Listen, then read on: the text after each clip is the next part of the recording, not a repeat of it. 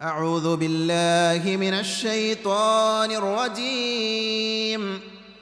يا أيها الذين آمنوا اتقوا الله حق تقاته ولا تموتن إلا وأنتم مسلمون.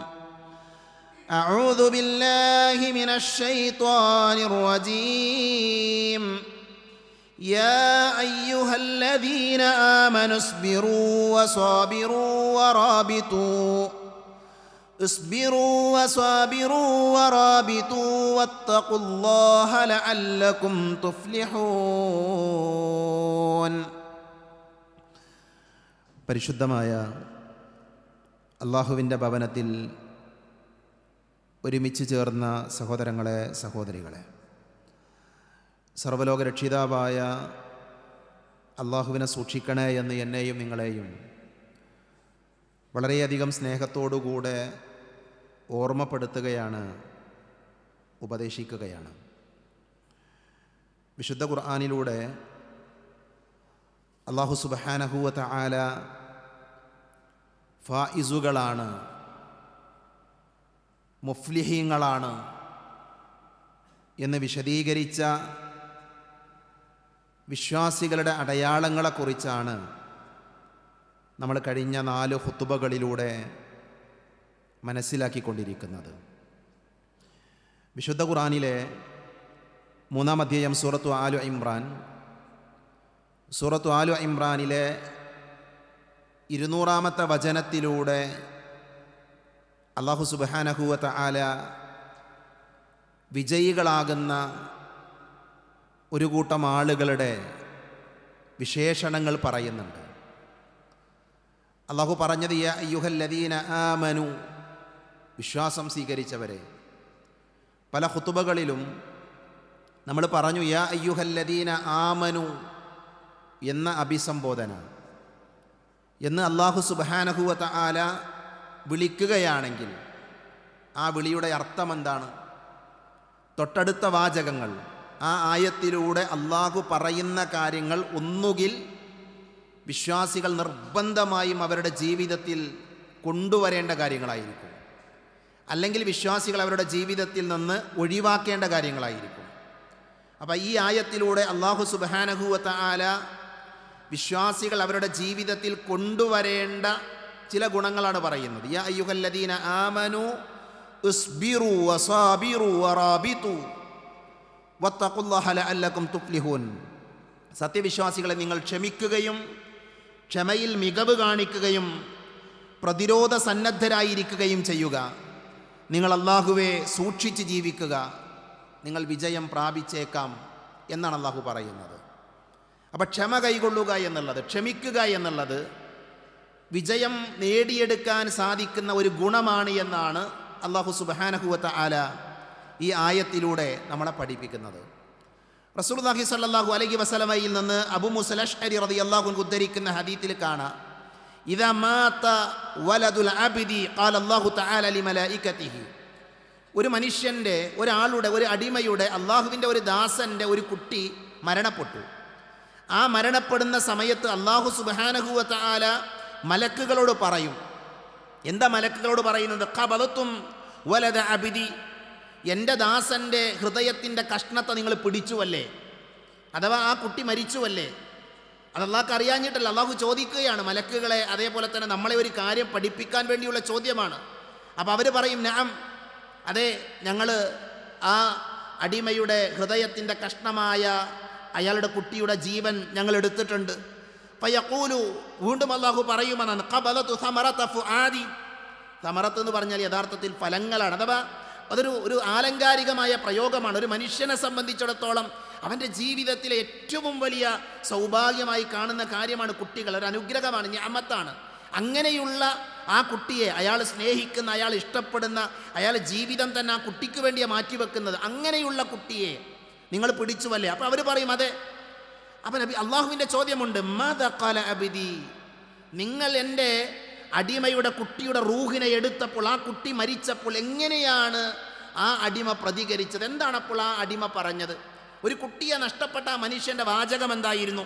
അപ്പോൾ മലക്കുകൾ പറയും, ഫയഖൂലൂൻ ഹമിദക വസ്തർജഅ. ആ കുട്ടി മരിച്ച രക്ഷിതാവ് അയാൾ അല്ലാഹുവിനെ സ്തുതിച്ചു. ഹമിദക, നിന്നെ സ്തുതിച്ചു. അതേപോലെ തന്നെ ഇസ്തിർജാ നടത്തി. ഇസ്തിർജാ നടത്തുക എന്ന് പറഞ്ഞാൽ ഇന്നാ ലില്ലാഹി വ ഇന്നാ ഇലൈഹി റാജിഊൻ എന്ന് പറഞ്ഞു. ഇതാണ് മലക്കുകൾ പറഞ്ഞു കൊടുക്കുക. അപ്പോൾ അല്ലാഹു സുബ്ഹാനഹു വ തആല പറയുമെന്നാണ്, ഫയഖൂലുല്ലാഹു, അല്ലാഹു പറയും, ഇബ്നു ലിഅബ്ദി ബൈതൻ ഫിൽ ജന്ന വസമ്മൂഹു ബൈത്തൽ ഹംദ്. നിങ്ങൾ എൻ്റെ അടിമക്ക് വേണ്ടി സ്വർഗത്തിൽ ഒരു വീട് ഉണ്ടാക്കുക. ആ വീടിൻ്റെ നാമം എന്താണ്? ആ വീടിന് നിങ്ങൾ നൽകേണ്ട പേരെന്താണ്? ബൈത്തുൽ ഹംദ് എന്ന പേര് നിങ്ങൾ നൽകണം. അൽഹംദ്, ഹംദ്, സ്തുതിയുടെ വീട് എന്ന പേര് നൽകി അങ്ങനെ ഒരു വീട് നിങ്ങൾ ആ അടിമക്ക് വേണ്ടി ഉണ്ടാക്കണമെന്ന് അല്ലാഹു സുബ്ഹാനഹു വ തആല പറയുമെന്നാണ്. നോക്കൂ, നിങ്ങൾ ഒരു കുട്ടി മരണപ്പെടുമ്പോൾ, ഒരു കുട്ടി നഷ്ടപ്പെടുമ്പോൾ ആ രക്ഷിതാവ് ക്ഷമിക്കുകയാണ്. ആ രക്ഷിതാവ് ക്ഷമിച്ച് അൽഹംദുലില്ലാ പറഞ്ഞ് ഇസ്തിർജാ നടത്തുകയാണ്. ആ ഇസ്തിർജാ നടത്തുന്നതിന്, ക്ഷമിക്കുന്നതിന് പകരമായി റബ്ബ് കൊടുക്കുന്ന പ്രതിഫലം എന്താ? സ്വർഗത്തിലൊരു വീടാണ്. ആ വീടിൻ്റെ നാമം പോലും അല്ലാഹു പറഞ്ഞു തരാണ്. അപ്പം ക്ഷമിക്കുന്ന ആളുകൾക്ക് വിജയമുണ്ട്.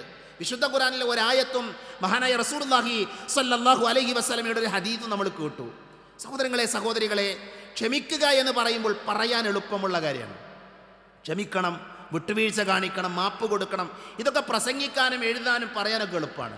നമ്മുടെ ജീവിതത്തിലേക്ക് അത് കൊണ്ടുവരിക എന്നുള്ളത് ഏറെ പ്രയാസമുള്ള കാര്യമാണ്. അതുകൊണ്ട് തന്നെ വിശ്വാസികളായ നമ്മൾ മനസ്സിലാക്കേണ്ടത്, ക്ഷമ എന്ന് പറയുന്നത് ഒരു വിശ്വാസിയുടെ ജീവിതത്തിൽ അവൻ കാത്തു സൂക്ഷിക്കേണ്ട ഏറെ വിശിഷ്ടമായ ഗുണമാണ്.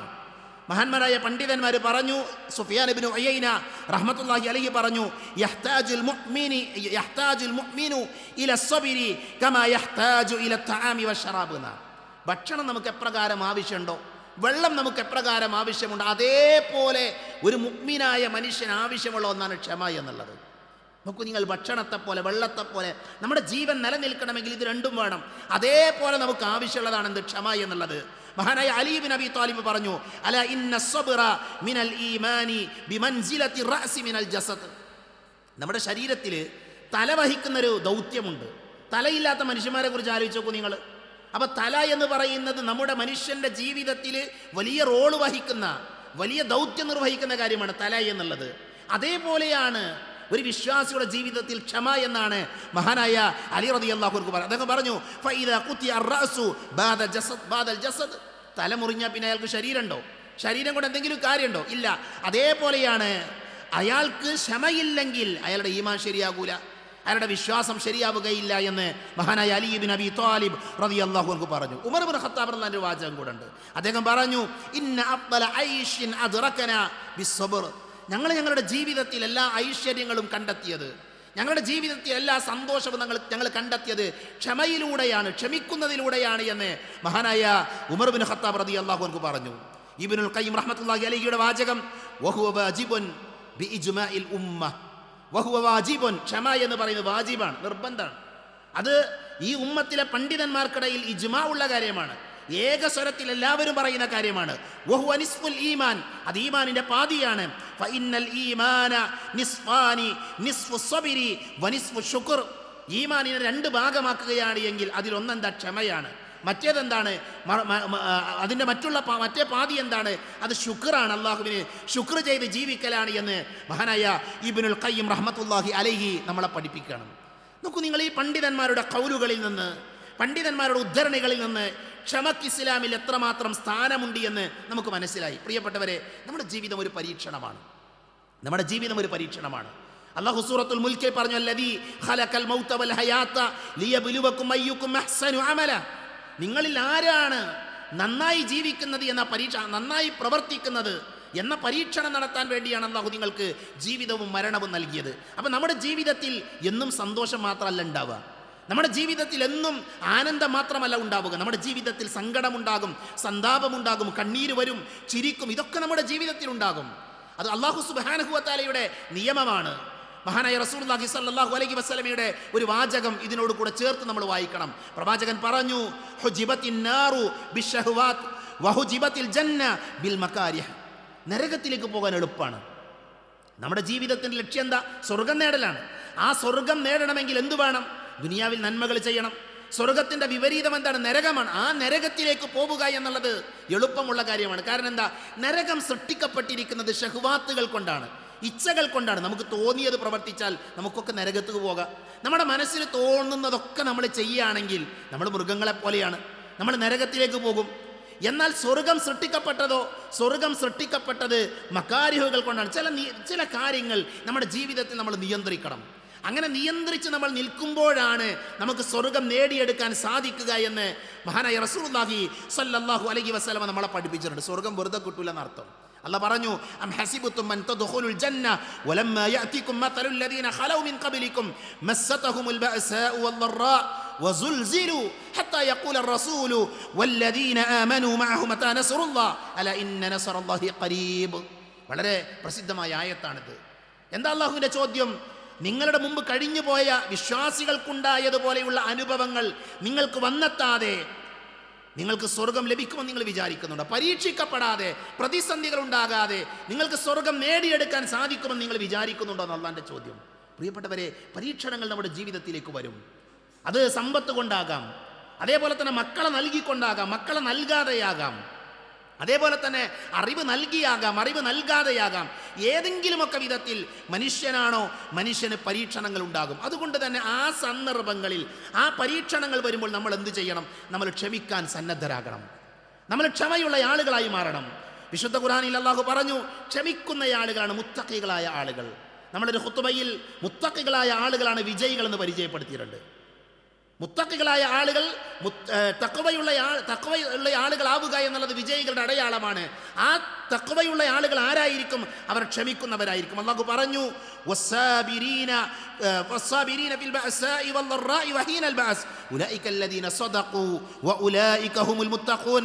വിശുദ്ധ ഖുർആനിലെ 2-ാം അധ്യായം സൂറത്തുൽ ബഖറ 177-ാമത്തെ ആയത്താണ്. വിഷമതകളും ദുരിതങ്ങളും നേരിടുമ്പോഴും യുദ്ധരംഗത്തും ക്ഷമ കൈകൊള്ളുകയും ചെയ്ത ആളുകൾ ആരാണോ അവരാകുന്നു പുണ്യവാന്മാർ, അവരാകുന്നു സത്യം പാലിച്ചവർ, അവർ തന്നെയാകുന്നു അള്ളാഹുവിനെ സൂക്ഷിച്ച ആളുകൾ. നോക്കൂ, നിങ്ങൾ ക്ഷമ അവലംബിക്കുക എന്നുള്ളത് അത് തഖ്വയുള്ള ആളുകളുടെ അടയാളമാണ്. പ്രശ്നങ്ങൾ ഉണ്ടാകുമ്പോൾ ക്ഷമിക്കാൻ നമ്മൾ സന്നദ്ധരാകണം. വല്ലാഹു യുഹിബ്ബുസ് സാബിരീൻ. അള്ളാഹു ക്ഷമിക്കുന്ന ആളുകളെ ഇഷ്ടപ്പെടുന്നു എന്ന് സൂറത്ത് ആലു ഇമ്രാനിലെ 146-ാമത്തെ ആയത്തിൽ അള്ളാഹു പറഞ്ഞു. അതേപോലെ തന്നെ അല്ലാഹു പറഞ്ഞു, വസ്ബിറു ഇന്നല്ലാഹ മഅസ് സാബിരീൻ. നിങ്ങൾ ക്ഷമിക്കുക, അല്ലാഹു സുബ്ഹാനഹു വ തആല ക്ഷമിക്കുന്ന ആളുകളുടെ കൂടെയാണ് എന്ന് പറഞ്ഞു.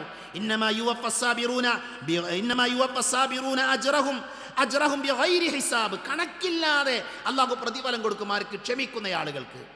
എത്ര ആയത്തുകളിലാണ് ക്ഷമയുടെ മഹത്വവും ക്ഷമയുടെ പ്രാധാന്യവും ഒക്കെ അല്ലാഹു പഠിപ്പിക്കുന്നത്. ക്ഷമിക്കണമെന്നുള്ളത് നമുക്കൊക്കെ അറിയാം. എവിടെയാണ് ക്ഷമിക്കേണ്ടത്? എവിടെയാണ് നമ്മൾ ക്ഷമിക്കേണ്ടത്? ഏതെല്ലാം സന്ദർഭങ്ങളിൽ നമുക്ക് ക്ഷമയുണ്ടാകണം? പണ്ഡിതന്മാർ പറഞ്ഞു, അസ്സബ്റു സലാസുൻ. ക്ഷമ 3 ഇനമുണ്ട്. നമ്മളൊക്കെ ശ്രദ്ധിച്ച് കേൾക്കേണ്ട, നമ്മുടെ ജീവിതത്തിലേക്ക് കൊണ്ടുവരേണ്ട കാര്യമാണ്. 3 ഇനത്തിൽ ക്ഷമയുണ്ട്. ഒന്നെന്താ? ഫസബറുൻ അലൽ മുസീബ. പരീക്ഷണങ്ങൾ ഉണ്ടാകുമ്പോൾ ക്ഷമിക്കണം. പരീക്ഷണങ്ങൾ കടന്നു വരുമ്പോൾ ക്ഷമിക്കാൻ നമ്മൾ തയ്യാറാകണം. വസബറുൻ അല ത്വാഅ. അല്ലാഹുവിനെ അനുസരിക്കുന്നതിൽ ക്ഷമയുണ്ടാകണം. എന്താന്ന് ഞാൻ വിശദീകരിക്കാം. വസ്സബ്റുൻ അനിൽ മഅസിയ. പാപങ്ങൾ ചെയ്യാതിരിക്കാൻ ക്ഷമ വേണം. നോക്കൂ നിങ്ങൾ, ക്ഷമ 3 ഇനമാണ്. ഒന്നെന്താ? മുസീബത്തുണ്ടാകുമ്പോൾ, മുസീബത്തുകൾ, പരീക്ഷണങ്ങൾ, പ്രതിസന്ധികൾ ഉണ്ടാകുമ്പോൾ ക്ഷമ വേണം. അതേപോലെ തന്നെ റബ്ബിനെ അനുസരിച്ച് ജീവിക്കാൻ ക്ഷമ വേണം. അതേപോലെ തന്നെ പാപങ്ങൾ ചെയ്യാതിരിക്കാൻ എന്ത് ചെയ്യണം? ക്ഷമ വേണം. നാളെ പരലോകത്ത് അല്ലാഹു സുബ്ഹാനഹു വ തആല മനുഷ്യന്മാരെ ഒരുമിച്ച് കൂട്ടുന്ന രംഗം പ്രവാചകൻ സല്ലല്ലാഹു അലൈഹി വസല്ലം പറഞ്ഞു, ഇദാ ജമഅ അല്ലാഹുൽ ഖലായിക നാദാ മുനാദിൻ ഐന അഹ്ലുസ് സബ്ർ. നാളെ പരലോകത്ത് വെച്ച് മനുഷ്യന്മാരെല്ലാവരെയും ഒരുമിച്ച് കൂട്ടി അല്ലാഹു ചോദിക്കുന്ന, എവിടെ ക്ഷമയുടെ ആളുകൾ? എവിടെ? അപ്പം ക്ഷമിക്കുന്ന ആളുകൾ, ക്ഷമ കൈകൊണ്ട ആളുകൾ അവരെന്ത് ചെയ്യും? അവരെഴുന്നേറ്റിട്ട് അവരിങ്ങനെ അവർ വളരെ വേഗത്തിൽ അവർ പോവുകയാണ്. എങ്ങോട്ടാണ് പോകുന്നത്? ഇലൽ ജന്ന, സ്വർഗത്തിലേക്ക് അവർ പോവുകയാണ്. ക്ഷമിക്കുന്ന ആളുകൾ എല്ലാവരും എഴുന്നേറ്റ് അവർ ഒരുമിച്ച് അതിവേഗതയിൽ സിറാഅൻ എന്നാണ് ഹദീസിൽ പറയുന്നത്, സിറാഅൻ ഇലൽ ജന്ന, അതിവേഗതയിൽ അവർ സ്വർഗത്തിലേക്ക് പോവുകയാണ്. അപ്പം ആ പോകുന്ന വഴിയിൽ ഫയൽഖാഹുമുൽ മലായിക, മലക്കുകൾ അവരെ കാണുന്നുണ്ട്. അപ്പോൾ മലക്കുകൾ ചോദിച്ചു, ഫയഖൂലൂൻ, മലക്കുകൾ ചോദിച്ചു, ഇന്നാ നറാകും സിറാഅൻ ഇലൽ ജന്ന, നിങ്ങൾ സ്വർഗത്തിലേക്ക് അതിവേഗതയിൽ പോകുന്നതായിക്കൊണ്ടാണല്ലോ കാണുന്നത്. ഫമൻ അൻതും, നിങ്ങൾ ആരാണ്?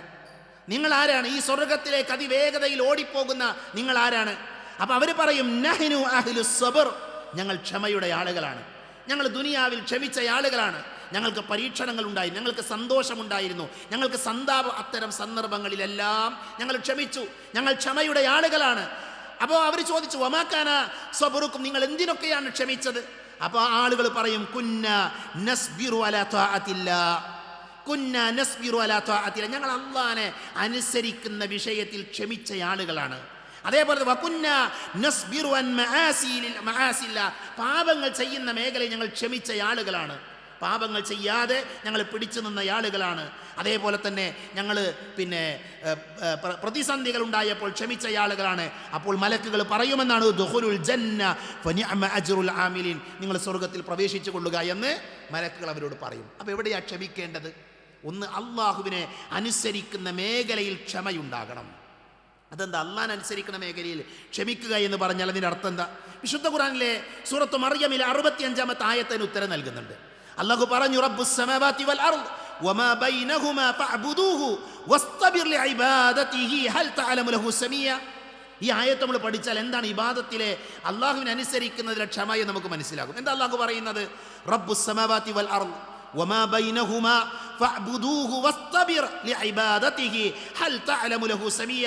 ആകാശങ്ങളെയും ഭൂമിയെയും അവക്കിടയിലുള്ളതിൻ്റെയും രക്ഷിതാവത്രേ അവൻ. അതിനാൽ അവനെ താങ്കൾ ആരാധിക്കുകയും അവനുള്ള ആരാധനയിൽ ക്ഷമയോടെ ഉറച്ചു നിൽക്കുകയും ചെയ്യുക.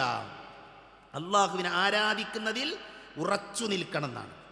അള്ളാഹുവിനെ ആരാധിക്കുന്ന വിഷയത്തിൽ ഉറച്ചു നിൽക്കുക എന്നുള്ളത് നിസ്സാരമായ കാര്യമല്ല. റസൂലുള്ളാഹി സ്വല്ലല്ലാഹു അലൈഹി വസല്ലം പറഞ്ഞു, വഅ്മുർ അഹ്ലക ബിസ്സലാ വസ്തബിർ അലൈഹാ, നിന്റെ കുടുംബത്തോട് നീ നമസ്കരിക്കാൻ കൽപ്പിക്കുകയും അതിൽ അഥവാ നമസ്കാരത്തിൽ നീ ക്ഷമാപൂർവം ഉറച്ചു നിൽക്കുകയും വേണം. നിസ്കരിക്കണം എന്ന് മാത്രമല്ല പറഞ്ഞത്, ആ നിസ്കാരത്തിൽ എന്ത് ചെയ്യണം? ഉറച്ചു നിൽക്കണം, ക്ഷമയോടുകൂടെ ഉറച്ചു നിൽക്കണം.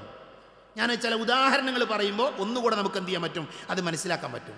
നമ്മൾ ക്ഷമയുള്ള ആളുകളാണോ? അള്ളാഹുവിനെ അനുസരിക്കുന്ന മേഖലയിൽ ക്ഷമയുള്ള ആളുകളാണ് എങ്കിൽ ഇപ്പം നമുക്ക് ഉത്തരം കണ്ടെത്താൻ പറ്റും. ഒന്നാമത്തെ ചോദ്യം, വിശുദ്ധ ഖുർആൻ പാരായണം ചെയ്യുന്നതിൽ നമ്മൾ ക്ഷമയുള്ള ആളുകളാണോ? ഇതിൻ്റെ ഉത്തരം പറയേണ്ടത് ഞാൻ എന്നോടാണ്, നിങ്ങൾ നിങ്ങളോടാണ്. വിശുദ്ധ ഖുർആന്റെ പാരായണം ചെയ്യുന്ന മേഖലയിൽ നമ്മൾ ക്ഷമയുള്ള ആളുകളാണോ? ഖുർആൻ ഓതുമ്പോൾ ആത്മാർത്ഥമായി സത്യസന്ധമായി ഖുർആൻ ഓതാൻ വിചാരിച്ചത്ര നമുക്ക് ഓതാൻ പറ്റുന്നുണ്ടോ? എങ്കിൽ നമ്മൾ ക്ഷമയുള്ള ആളുകളാണ്. ഖുർആൻ ഓതുമ്പോൾ തുറന്നു വെക്കുമ്പോൾ ആ ഖുർആനിൻ്റെ മുമ്പിൽ ഇരിക്കുമ്പോൾ മറ്റു പല ചിന്തകളിലേക്കും മറ്റു പല ഏർപ്പാടുകളിലേക്കും വ്യാപൃതരാകുന്നവരാണ് എങ്കിൽ നമ്മൾ ക്ഷമയുള്ള ആളുകളല്ല. നമ്മൾ അള്ളാഹുവിനെ അനുസരിക്കുന്ന മേഖലയിൽ ക്ഷമയുള്ള ആളുകളല്ല. മനസ്സിലായില്ലേ? അതേപോലെ തന്നെ ദിക്ർ ചൊല്ലുന്ന മേഖലയിൽ നമ്മൾ ക്ഷമയുള്ള ആളുകളാണോ? രാവിലെയുള്ള പ്രാർത്ഥനകൾ, എത്ര പ്രാർത്ഥനകൾ രാവിലെ ചൊല്ലേണ്ട അദ്കാറു സ്വബാഹ് ഒരുപാടുണ്ട്, ധാരാളം പ്രാർത്ഥനകളുണ്ട്. സത്യസന്ധമായി ആലോചിച്ച് നോക്കൂ സഹോദരങ്ങളെ, നമ്മൾ ആരൊക്കെന്നത് ചൊല്ലി എന്തേ ചെല്ലാൻ പറ്റുക? അത് അള്ളാഹുവിനെ അനുസരിക്കുന്ന മേഖലയാണ്. അള്ളാഹുവിനെ അനുസരിക്കുന്ന മേഖലയാണ്. എന്തേ നമുക്കിത് ചെയ്യാൻ പറ്റാതെ? നമുക്ക് ക്ഷമയില്ലാത്തതുകൊണ്ടാണ്, സമയമില്ലാത്തതുകൊണ്ടാണ്. നോക്കൂ നിങ്ങൾ, സമയം കണ്ടെത്തി നമ്മൾ നിർവഹിക്കേണ്ട ആരാധനയാണ്, റബ്ബിനെ അനുസരിക്കുന്ന മേഖലയാണ് ഏത്? രാവിലെയുള്ള അദ്കാറുകൾ. അതേപോലെ തന്നെ നമസ്കാരം പ്രതീക്ഷിച്ചിരിക്കുക, വലിയ പുണ്യമുള്ള കാര്യമാണ് നിസ്കാരം പ്രതീക്ഷിച്ചിരിക്കുക. ബാങ്ക് കൊടുത്താൽ വീട്ടിൽ വെറുതെ ഇരിക്കുന്നതിലേറെ നല്ലതെന്താ? നേരെ പള്ളിയിൽ വരിക, പള്ളിയിൽ വന്നിട്ട് പള്ളിയിൽ കയറി വലതുവശത്ത് സ്വപ്പിലിരിക്കുക, മലക്കുകൾ അവർക്ക് വേണ്ടി പ്രാർത്ഥിക്കുന്ന. നമുക്ക് ക്ഷമല്ല. നമ്മൾ പള്ളിയിലെ ക്ലോക്ക് നോക്കും അല്ലേ, ജമാഅത്ത് എത്ര സമയത്താണ്, അതിൻ്റെ 2 മിനിറ്റ് മുമ്പ് പള്ളിയിലെത്താനാണ് ശ്രമിക്കുക. വേറെന്താ? ഒരു പണിയില്ല, വീട്ടിൽ വെറുതെ ഇരിക്കുകയാണ്. തിരക്കുള്ള ആൾക്കാർക്ക് ഉദ്റുണ്ട്. ഞാൻ തിരക്കുള്ള ബിസിയുള്ള ആളുകളെ കുറിച്ചല്ല പറയുന്നത്. നമ്മുടെ ജീവിതത്തിൽ ക്ഷമയുള്ള ആളുകളാണോ എന്ന് നമ്മൾ എന്ത് ചെയ്യണം? നമ്മൾ ഓരോരുത്തരും ആത്മാർത്ഥമായി നമ്മൾ പരിശോധിക്കേണ്ടതുണ്ട്. അതേപോലെ തന്നെ തഹജ്ജുദ് നിസ്കരിക്കാൻ എഴുന്നേക്കാൻ പറ്റണില്ല. തഹജ്ജുദ് നിസ്കരിക്കാൻ എഴുന്നേക്കാൻ അതിൻ്റെ പ്രശ്നം എന്താ? ക്ഷമയില്ലാത്തത് കൊണ്ടാണ്. സുന്നത്ത് നമസ്കാരത്തിന് സമയമല്ല. നിസ്കാരശേഷമുള്ള ദിക്റുകൾ ചൊല്ലാൻ നമുക്ക് നേരമുണ്ടോ? നിസ്കാരശേഷമുള്ള ദിക്റുകൾ ചൊല്ലാൻ സുബ്ഹാനല്ലാഹ്, അൽഹംദുലില്ലാഹ്, അല്ലാഹു അക്ബർ, ലാ ഇലാഹ ഇല്ലല്ലാഹ് എന്നിങ്ങനെയുള്ള ഏറ്റവും ചെറിയ ദിക്റുകൾ 2, 3, 4 മിനിറ്റ് എടുത്ത് ചൊല്ലിത്തീർക്കാൻ കഴിയുന്ന ദിക്റുകൾ ചൊല്ലാൻ പോലും നമുക്ക് ക്ഷമയില്ല. അപ്പോൾ നോക്കൂ, മനസ്സിലായില്ലേ എവിടെ ക്ഷമ വേണ്ടത്? അള്ളാഹുവിനെ അനുസരിക്കുന്ന മേഖലയിൽ ക്ഷമ ഉണ്ടാകണം. മഹാനായ ഇമാം ബുഖാരി റഹ്മത്തുള്ളാഹി അലൈഹിയുടെ ഒരു വാചകമുണ്ട്. അദ്ദേഹം പറഞ്ഞു, അഫ്ദലുൽ മുസ്ലിമീന റജുലുൻ അഹ്യാ സുന്നതൻ മിൻ സുനനി റസൂലില്ലാഹി സ്വല്ലല്ലാഹു അലൈഹി വസല്ലം ഖദ് ഉമീതത്. മുസ്ലിങ്ങളുടെ കൂട്ടത്തിൽ ഏറ്റവും ശ്രേഷ്ഠരായ ആൾക്കാർ ആരറിയോ? മരിച്ചുകൊണ്ടിരിക്കുന്ന സുന്നത്തുകളെ ജീവിപ്പിക്കുന്ന ആൾക്കാരാണ്. അടിവരട്ടുള്ളി സഹോദരങ്ങളെ, അടിവരട്ടുള്ളി. മരിച്ചുകൊണ്ടിരിക്കുന്ന സുന്നത്തുകളെ ജീവിപ്പിക്കുന്ന ആളുകളാണ് മുസ്ലിങ്ങളുടെ കൂട്ടത്തിൽ ഏറ്റവും അഫ്ദൽ ശ്രേഷ്ഠരായ ആളുകൾ. എന്താ അങ്ങനെ പറഞ്ഞ? എത്രയെത്ര സുന്നത്തുകളുണ്ട് നമ്മുടെ ജീവിതത്തിൽ നമ്മൾ പ്രാവർത്തികമാക്കേണ്ട. ഒരൊറ്റ ദിവസം ഒരു ദിവസം 1000-ലധികം സുന്നത്തുണ്ട്. 1000-ലധികം സുന്നത്ത്. എൻ്റെ വാചകമല്ല, എൻ്റെ ഓർമ്മ ശരിയാണ് എങ്കിൽ മഹാപണ്ഡിതൻ ഖാലിദ് സബ്ത് അദ്ദേഹം എഴുതിയ ഫിൽ യൗമി അക്തറ മിൻ അൽഫ സുന്ന എന്ന് പറയുന്ന ഗ്രന്ഥം. ഒരു ദിവസം 1000-ലധികം സുന്നത്തുകൾ നമ്മൾ വായിച്ചിട്ടുണ്ടോ? നമ്മൾ പഠിച്ചിട്ടുണ്ടോ? നോക്കൂ നിങ്ങൾ, ആ സുന്നത്തുകൾ പലതും അറിയില്ല ആളുകൾക്ക്. അതിനെ ജീവിപ്പിക്കണം, അതിനെ നമ്മുടെ ജീവിതത്തിലേക്ക് കൊണ്ടുവരണം. അതാണ് മഹാനായ ഇമാം ബുഖാരി പറയുന്നത്. ഇമാം ബുഖാരിന്റെ വാചകം എന്താ അറിയോ? ഫസ്ബിറൂ യാ അസ്ഹാബസ് സുനൻ, സുന്നത്തിന്റെ ആളുകളെ നിങ്ങൾ ക്ഷമിച്ചോളൂ. റഹിമക്കുമുല്ലാഹ്, അല്ലാഹു നിങ്ങൾക്ക് റഹ്മത്ത് നൽകും. സുന്നത്തനുസരിച്ച് ജീവിക്കുക എന്നുള്ളത് ക്ഷമ ആവശ്യമുള്ള കാര്യമാണ്. അതുകൊണ്ട് തന്നെ കഴിവിൻ്റെ പരമാവധി എന്ത് ചെയ്യണം? സുന്നത്തിൽ ഉറച്ചു നിൽക്കാൻ വേണ്ടി നമ്മൾ ശ്രദ്ധിക്കണം. ഏതുവരെ എന്നറിയോ? അള്ളാന്റെ റസൂലിൻ്റെ പരിശുദ്ധമാക്കപ്പെട്ട കയ്യിൽ നിന്ന് ഹൗദുൽ കൗത്തറിൽ നിന്ന് വെള്ളം വാങ്ങുന്നത് വരെ ക്ഷമയോടുകൂടെ ദീനിൽ ഉറച്ചു നിൽക്കാൻ വേണ്ടി നമ്മൾ ഓരോരുത്തരും ശ്രദ്ധിക്കേണ്ടതുണ്ട്. അവസാന കാലഘട്ടം എന്ന് പറഞ്ഞാൽ ദീനിൽ ഉറച്ചു നിൽക്കൽ കുറച്ച് പ്രയാസമാണ്. ദീനിൽ ഉറച്ചു നിൽക്കൽ അല്പം ബുദ്ധിമുട്ടുള്ള കാര്യമാണ്. റസൂലുള്ളാഹി സ്വല്ലല്ലാഹു അലൈഹി വസല്ലമ പറഞ്ഞിട്ടുണ്ട്, അവസാന കാലഘട്ടത്തിൽ ഒരു തീയിൻ്റെ കനലിൻ്റെ മുകളിൽ നിൽക്കുന്നത് പോലെയായിരിക്കും, തീക്കനലിൽ നിൽക്കുന്നത് പോലെയായിരിക്കും ദീനിൻ്റെ നിയമങ്ങൾ അനുസരിച്ച് ജീവിക്കുക എന്നുള്ളത്. അതുകൊണ്ട് തന്നെ അള്ളാഹുവിനെ അനുസരിക്കുന്ന വിഷയത്തിൽ ക്ഷമ കൈകൊള്ളാൻ വിശ്വാസികളായ നമുക്ക് സാധിക്കേണ്ടതുണ്ട്, നമുക്കതിന് കഴിയേണ്ടതുണ്ട്. നമ്മുടെ വീട്ടിൽ വിവാഹം നടക്കുകയാണ്, ആ വിവാഹരംഗത്ത് അനിസ്ലാമികത ഉണ്ടാകാൻ പാടില്ല. അവിടെ നമ്മൾ അള്ളാഹിനെ അനുസരിക്കണം. ഗാനമേള നമ്മുടെ വീട്ടിലെ നമ്മുടെ മകളുടെ വിവാഹത്തിനുണ്ട് എങ്കിൽ അതെങ്ങനെയാ ഇസ്ലാമികമായ വിവാഹമാകുന്നത്? എങ്ങനെയാണത് ഇസ്ലാമികമായ വിവാഹമാകുന്നത്? അത്തരത്തിലുള്ള വിവാഹങ്ങൾക്ക് എങ്ങനെയാണ് നമ്മൾ പങ്കെടുക്കുന്നത്? സംഗീതം നിഷിദ്ധമാണ്, കേൾക്കാൻ പാടില്ല എന്നുള്ളത് മഹാനായ റസൂലുള്ളാഹി സ്വല്ലല്ലാഹു അലൈഹി വസല്ലം പഠിപ്പിച്ച കാര്യമാണ്.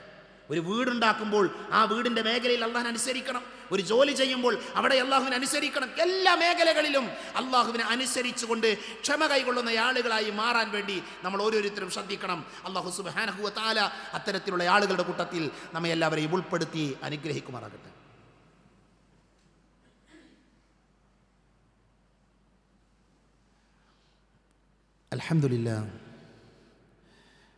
അൽഹംദുലില്ലാഹില്ലദീ അല്ലമ ബിൽ ഖലം അല്ലമൽ ഇൻസാന മാ ലം യഅലം വസ്സലാത്തു വസ്സലാമു അലാ അഷ്റഫുൽ മുർസലീൻ വഅലാ ആലിഹി വഅസ്ഹാബിഹി അജ്മഈൻ അമ്മാ ബഅദ്.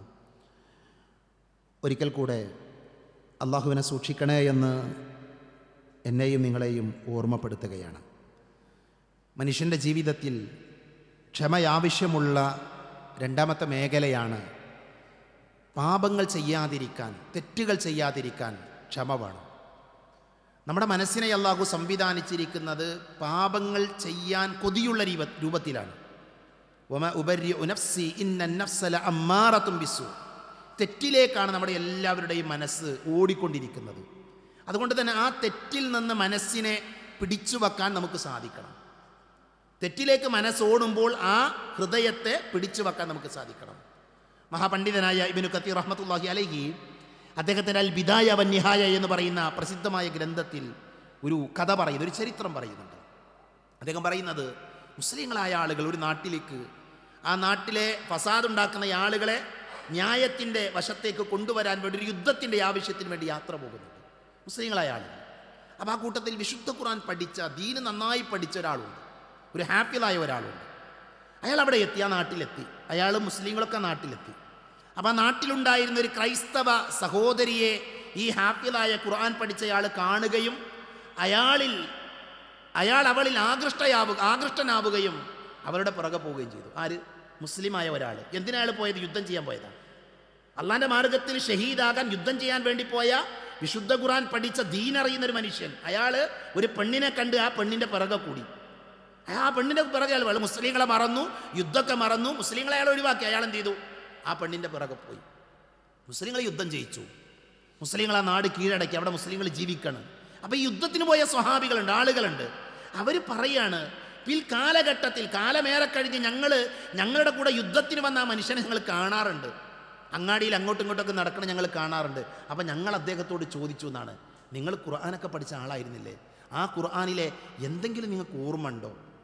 ആ ഖുർആനിലെ ഏതെങ്കിലും ഒരു ആയത്ത് നിങ്ങൾക്ക് ഓർമ്മ ഉണ്ടോ?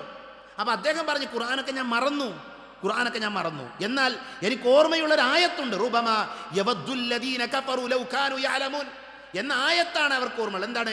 കാഫിറുകളായ ആളുകൾ അവർ ഇടക്ക് ആലോചിക്കുന്ന, എന്താ അവർ ചിന്തിക്കുന്നത്? ഞാൻ മുസ്ലിം ആയിരുന്നെങ്കിൽ എത്ര നന്നായിരുന്നു, ലൗകാനോ മുസ്ലിമീൻ, ഞാൻ മുസ്ലിം ആയിരുന്നെങ്കിൽ എത്ര നന്നായിരുന്നു എന്നാണ്. ആ ആയത്ത് മാത്രമേ അയാൾക്ക് ഓർമ്മയുള്ളൂ. നോക്കൂ നിങ്ങൾ, ഒരു നല്ല മനുഷ്യൻ തെറ്റിലേക്ക് പോവുകയാണ്, തിന്മയിലേക്ക് പോവുകയാണ്. ഇത് നമ്മുടെയൊക്കെ ജീവിതത്തിൽ സംഭവിക്കാം. പ്രവാചകൻ സല്ലല്ലാഹു അലൈഹി വസല്ലമ പഠിപ്പിച്ച ദീനിലെ ഏറ്റവും പ്രധാനപ്പെട്ട ജിഹാദ് ചെയ്യാൻ വേണ്ടി പോകുന്ന ഒരു മനുഷ്യനാണ് ഒരു പെണ്ണിനെ കണ്ട് ആ പെണ്ണിൻ്റെ പിറകിൽ പോയത്. ഏത് കാലഘട്ടത്തിൽ? എത്രയോ നൂറ്റാണ്ടുകൾക്ക് മുമ്പ്. അതാണ് മഹാനായ ഇബ്നു കത്തീർ റഹ്മത്തുള്ളാഹി അലൈഹി അൽ ബിദായ വൻ നിഹായ എന്ന് പറയുന്ന ഗ്രന്ഥത്തിൽ രേഖപ്പെടുത്തിയത്. അതുകൊണ്ട് തന്നെ തെറ്റുകൾ നമ്മുടെ ചുറ്റുപാടിലുണ്ട്, പലതരത്തിലുള്ള തെറ്റുകളുണ്ട്. പലിശ ഉണ്ട്, വ്യഭിചാരമുണ്ട്, അക്രമമുണ്ട്, അതേപോലെ തന്നെ മോഷണമുണ്ട്. അങ്ങനെ ധാരാളം തിന്മകളുണ്ട്. ആ തിന്മകളിലേക്ക് നമ്മൾ പോകുന്നുണ്ടോ? നമ്മൾ ക്ഷമയില്ലാത്ത ആളുകളാണ്.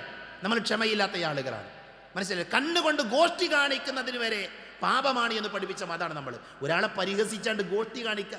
വിശുദ്ധ ഖുർആനിലെ യതഗാമസൂൻ എന്നൊരു പ്രയോഗമുണ്ട്.